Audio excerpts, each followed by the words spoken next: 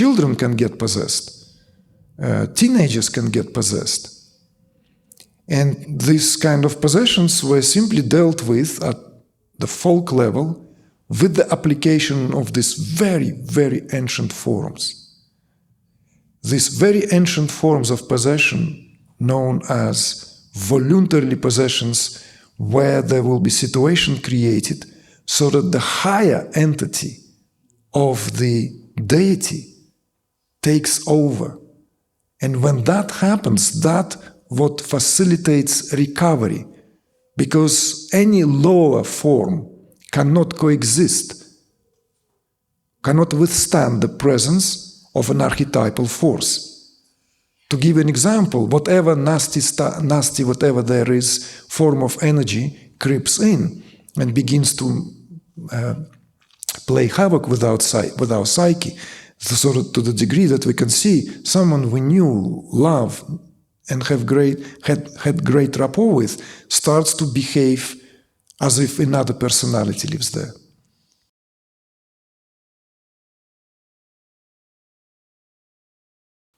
We have spoken about Samavesha, not in this setting, not in this immersion, in previous live programs, primarily from the point of view of what the term represents in its connotations to immersion and penetration, in lieu of how it is seen in Trika Shaivism, of course. And though we have mentioned, we felt it would be good to give special attention to what Samavesha here represents in its relation to possession. Now, possession in itself, arguably, the most ancient form of communion. It's the pre-religious, pagan, very ancient form of any kind of communication with the spirit or the deity. Just as has been pointed out by several scholars, including the father of the, let's say, New Age, Maurice Eliot, that shamanism perhaps is at the origin of all spiritual traditions, that at some point it was prevalent everywhere.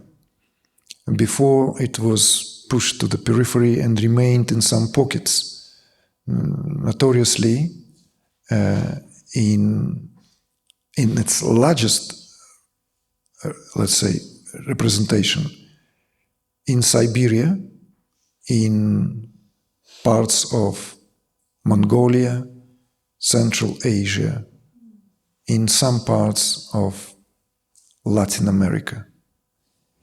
But it is, of course, open to speculation, but there is this suggestions were made that shamanic work, shamanic way of relating to everything was that very primordial form of spirituality. And some scholars went in as far as to suggest that what is considered to be at the origin of Hinduism and all its branches, which is rooted in Vedic civilization, prior to that, in this proto-Indian, let's say, practiced by proto-Indian people, was the form of matriarchal worship of the divine, where it was shamanic in principle, shared a lot of ground.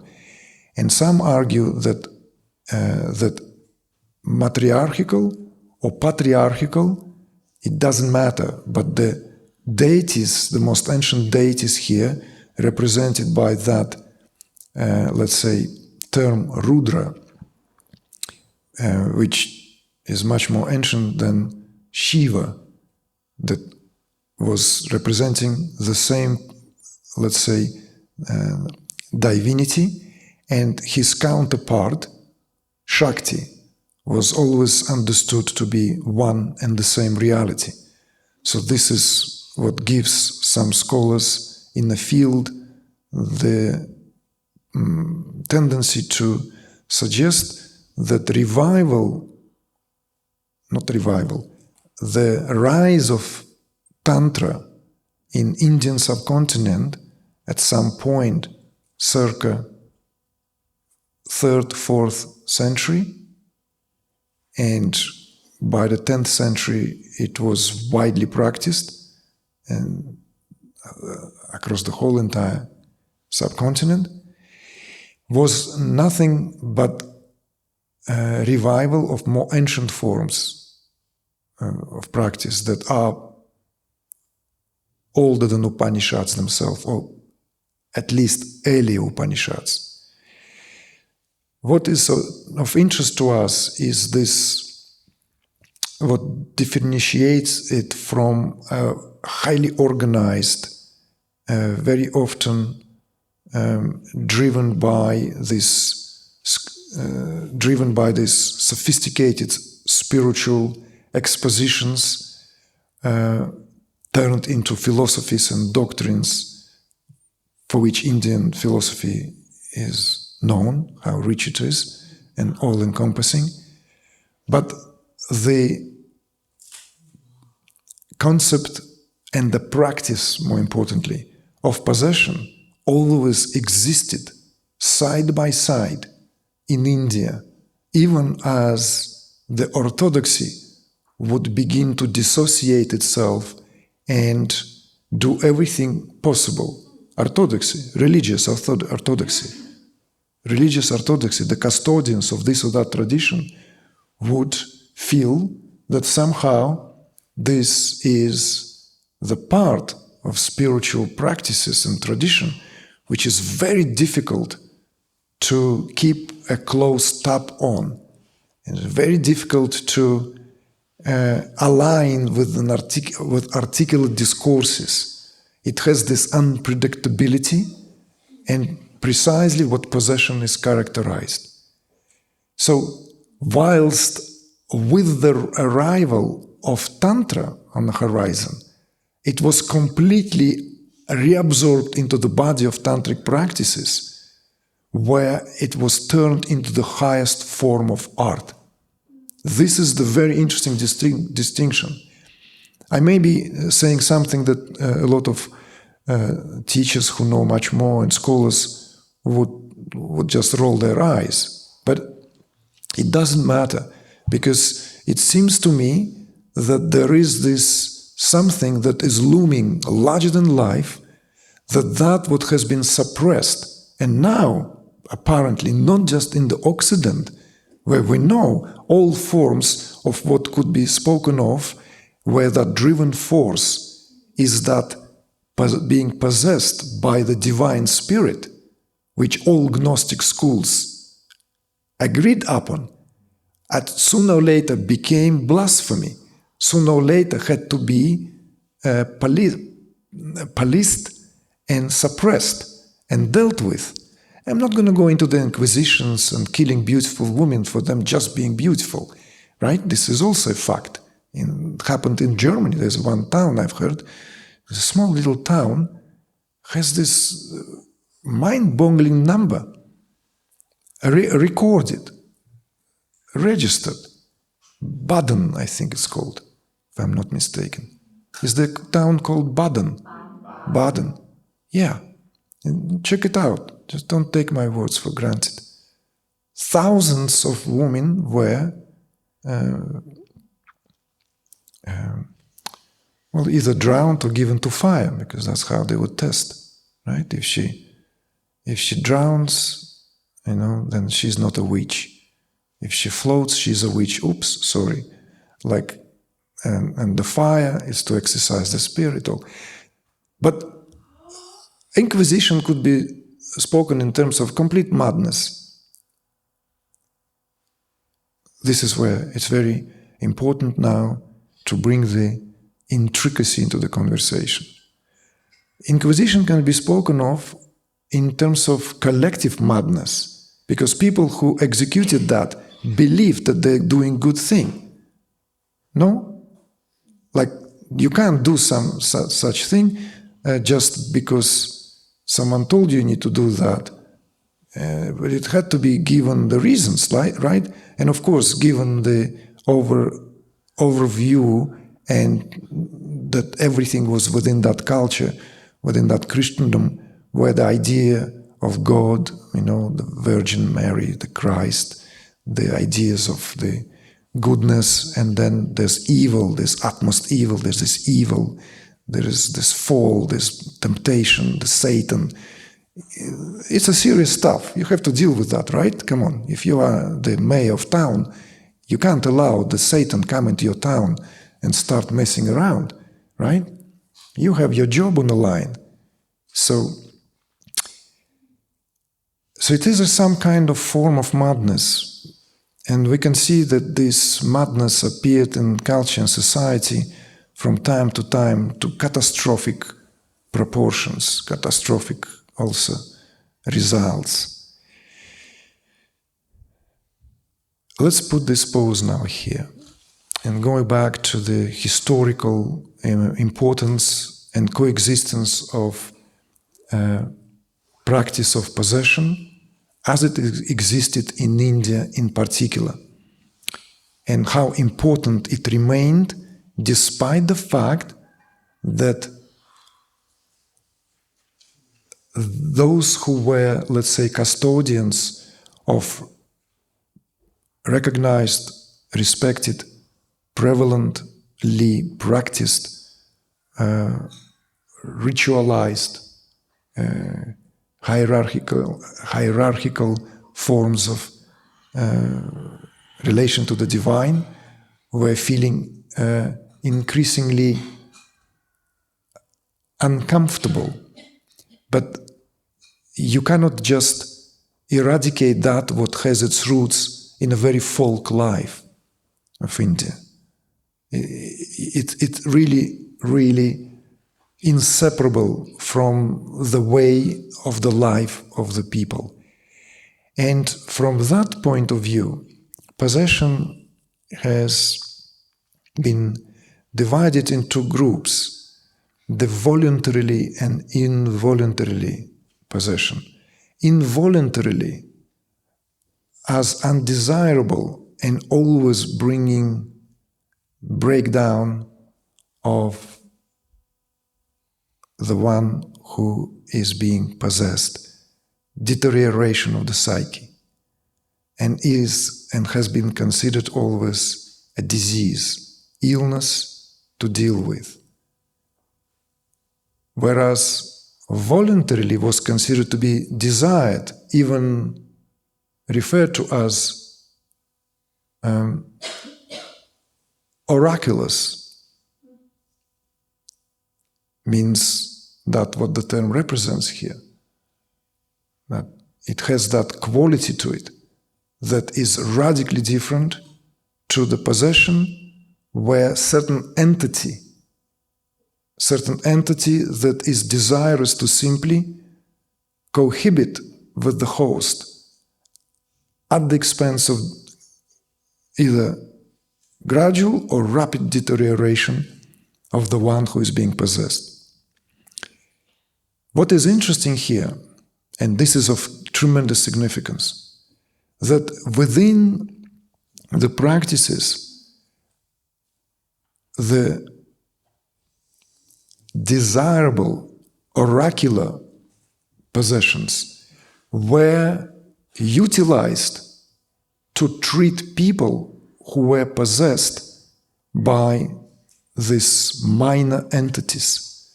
And for that reason, this kind of, let's say, we'll use this in parentheses, primitive forms of spirituality coexisted with the highly sophisticated systems of what India is known for. So this rural, this village-based, practiced among the simple folk, where there will always be the officiator, this local shaman, basically. He's not a priest. He's not a Vedic priest who has a temple, who has sculptures, effigies, deities there, who receives alms, who receives support of the local wealthy people back in the days, Rajas, right? No. He's just a woman or a guy who, by virtue of certain, let's say, transformative processes, certain kind of awakenings, would become this local undercover authorities to conduct this very ancient way where someone who needs to undergo the treatment would be given to that voluntary possession by a deity so as to heal the person, heal the psyche, and to drive the undesirable spirit away. This is, whichever view you want to look at it, ethnographic, there are accounts of that. You want to view it from the ethic perspective, you want to view it from emic perspective, there are accounts of this. What interests us here is the very, very principles, the powers employed, and it seems to point directly to the functioning of the antakarana. So the correlation between possession, both, we presuppose here, in terms of its undesirable when there is this, let's say, some ghostly possession or whatever entity enters the hamkaric field and begins to mess around with the life and health and the well-being of the person. And in the case of an archetypal force, the deity, highly respected form of the goddess, because there are many, right? One of the forms of the goddess is being given to consciously in the act of that, what this act of possession represents. And of course, this is officiated by that, let's say, adept, by that shaman, who would facilitate that. And the act of healing will take place where no medication works otherwise. And in Ayurveda, there are parts hidden deep within. Amongst us in the room here, there are those of you who are now becoming fully fledged Ayurvedic therapists in your own right. It would be interesting if you can trace and find out how psychic illnesses are treated in Ayurveda. Remember, this just happened, footnote, I gave an interview to the London Hill platform, little platform with very, very good intentions and goals to pursue some years ago on sharing my perspective on healing. And what felt important is to speak, whenever we speak of healing, we need to distinguish what we speak of here. So therefore there is physical healing, right? There is this, so in other words, manifestation of illness can be on a physical level, let's put it this way, on subtle level, psychic level, and on the karmic level. So the most obvious, of course, way to heal everything is at the physical level, and it's in a way easiest. And there is no demarcation line, there's no like a strict border which separates these three, but there is something to it. So for example, when certain, let's say, cases are not responding to the Ayurvedic protocol, there is always suggestion to look into the possibility that illness is not just generated by the deviation of the doshas, which brings about the disease, and there's degrees, of course, and some of you are by now more versed to talk about than myself. But let's say, even if it's at the acute level of its manifestation, if it's just the result of doing something wrong, at the level of that balance that all of us ought to maintain, it is still treatable.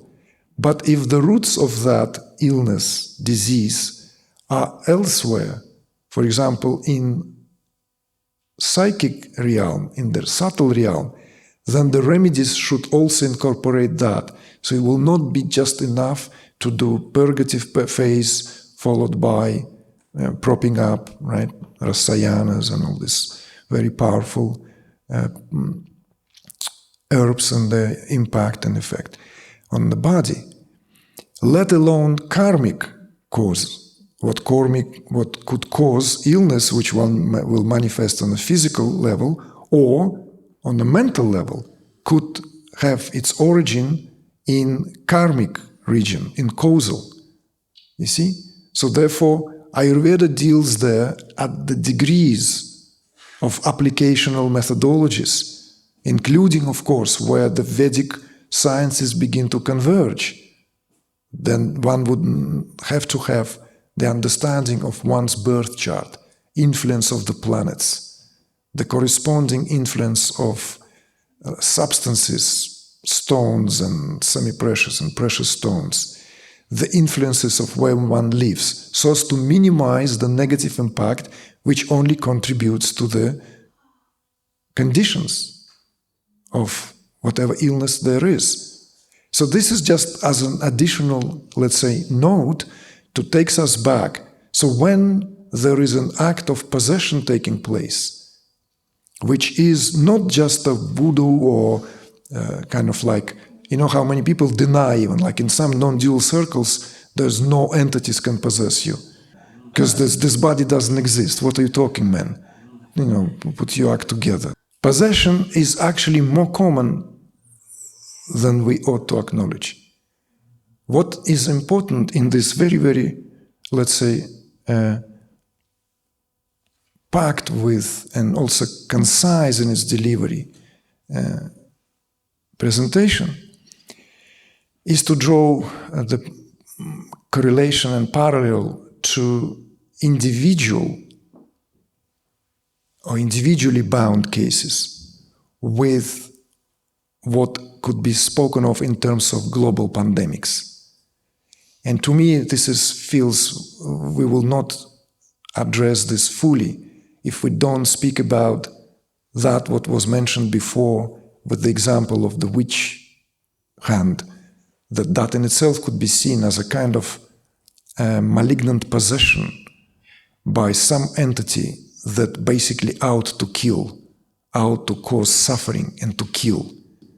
To kill also what often was the source of beauty, knowledge, harmony. Many of the women who were killed were utilizing very ancient forms of just basically making herbs for making people feel better. Oh, you're a witch. You think you can heal people? There's only God, you know? So, are you busy on Thursday? Because I'm going to burn you. You better free that appointment, okay? And it will be fantastic entertainment. This is sickness. This is not just sickness, someone gone slightly wacky on. It nothing short of possession. Nazism is a form of global possession. Currently rampaging around the world, Zionism is a form of possession in consciousness. It's nothing short of. So diagnostics, well, look at the symptomatology of its display. Going back to more existential state of affairs, pertinent to the individual. So this would be widely practiced in India and still practiced in India to this day.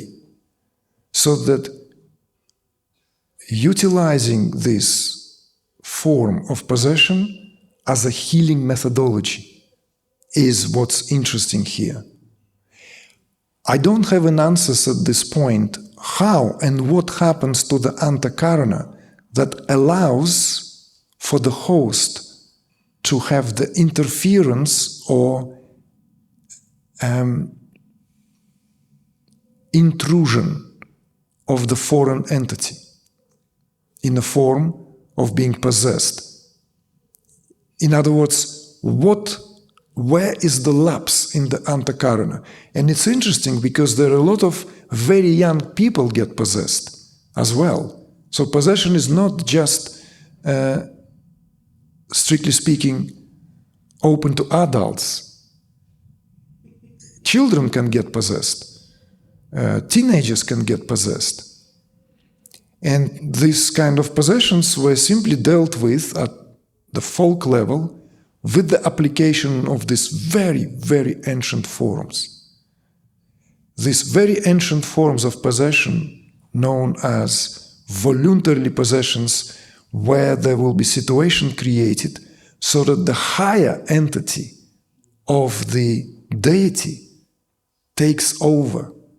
And when that happens, that what facilitates recovery, because any lower form cannot coexist, cannot withstand the presence of an archetypal force. To give an example, whatever nasty, whatever there is, form of energy creeps in and begins to play havoc with our psyche, so that to the degree that we can see someone we knew, love, and had great rapport with, starts to behave as if another personality lives there. Case of some kind of intrusion. So, no matter how it displays itself, the overcoming by its antakarana of the power of any of the archetypal force of Shakti here, usually, interestingly, is that of Kali, because Kali has no superior goddess. You see? So Kali here literally represents, and how many of you know that Kali is the folk goddess of India? Kali predates all this, any other formal worship of the gods and goddesses in the rich pantheon of deities in India. She is one of the most ancient goddess in the Indian subcontinent. Then she would maybe share this with other goddesses. You know, the goddess of speech, Vak, who later will be known, or today known as Saraswati, and so forth. But the Kali here is the most significant. And now just, we have to wrap it up.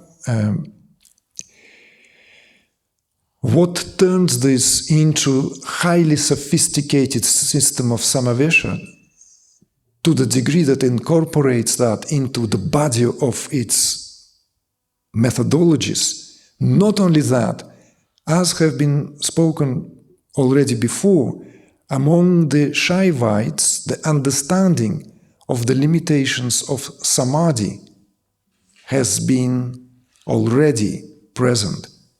That one can enter into Samadhi for however long, when one will be out of Samadhi, that, let's say, final desired transformation will not suffice remaining in a Samadhi.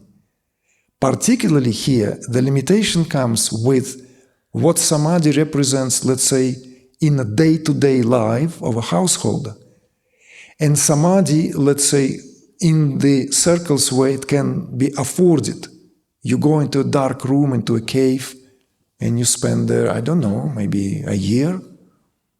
In and out of Samadhi, there will be a boy who will come, feed you with goat's milk. You'll not, body will get enough nutrients, you don't move much. And yeah, of course, there'll be atrophy of the legs and all that, but it's obviously, in that system, body is less important. So the goal is here, Samadhi should deliver. For householder, you know, how many hours can you meditate a day? But the Kashmir Shaiva philosophy has always been householder philosophy, not renunciate philosophy. The accent and the emphasis was made on that what was spoken on the very first day here. So it is not surprising that the limitation of Samadhi were understood. And this is also a correlation between Sushupti and Samadhi as well. So that Samadhi is just more sophisticated, maybe more beneficial than Sushupti, the deep sleep, but will not suffice. And the emphasis, therefore, was made on Samavesha. That what Samavesha represents in terms of its both now, possession and immersion. So in other words, in order for the immersion into the Bhairava to be complete, immersion of individual consciousness into the universal consciousness, it is Samavesha that does the job. This is now the explanation of that very well-known Tantric axiom, Shiva is the goal, Shakti is the means. Of course, it sounds intellectual, right? Shiva is the goal, Shakti is the means. But these are the underlying